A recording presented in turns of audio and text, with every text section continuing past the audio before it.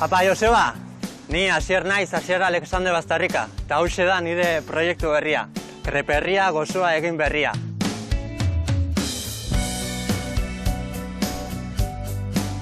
Pandemia sortu zenean, niri lanetiken bota ziaten, eta nire burutan neukan ja nire kabuz lan egitea.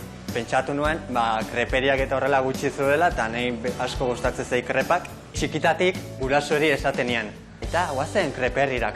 Eta niretzat kreperrira jutea zen Frantzia aldera jutea, Hendaiara.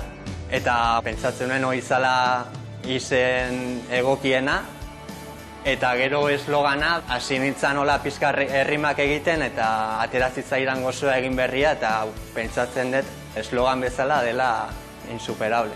Eta hartu nuen lokal hau batez ere lokalizazioaren gatikan, justo Frantziatik sartzerakoan, denabiziko denda ikusiko dutena da kreperria. Batez ere eskaintzen ditut krepak, eta orain berrikuntza bat ekarriet diela kreptalo. Jaten dituzte zeliakoek. Botatzen aldiozu txokolatea, mermelada, siropea, eta orain sartu diot txistorra, singarra, urdaiazpikoa, gazta, krepitza, gero ere bai ditut gofre pompas, diela wafer babel, eta gofre saltxitxa. Da saltxitxa bat, brotxeta batean, eta gero masa de gofre. Nik gehien saltzen dudan produktua da batez ere txokolatezko krepa, eta gero krepak urdaiazpikoa eta gazta. Nahi baduzute orain, egiten ditugu krepa batzuk eta ikusten duzue eta probatzen ditugu.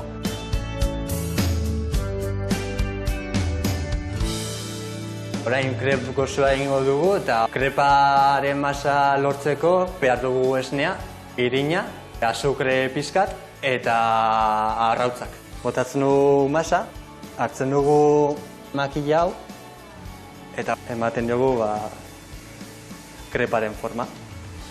Hemendikan pasatzen diren guztiak, hemen egoten manaiz krepak egiten, beti gelditzen dira begira.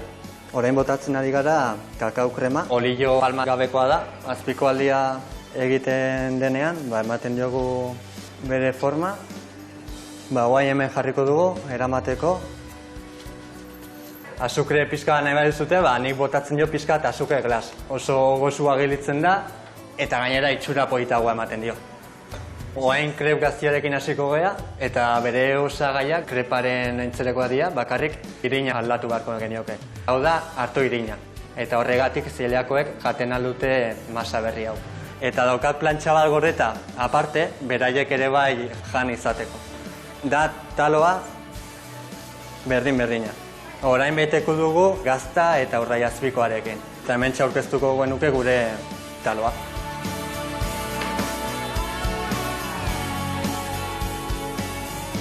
Joseba, ikusi duzuten bezala, horrela da gure kreperria, horrela egiten ditugu gure krepak eta gure taloak. Eta, espero dugu, hemendikan gutxira, hemen ikustea. Ea gustuko dezuen eta ikusten gehan. Venga, gero arte!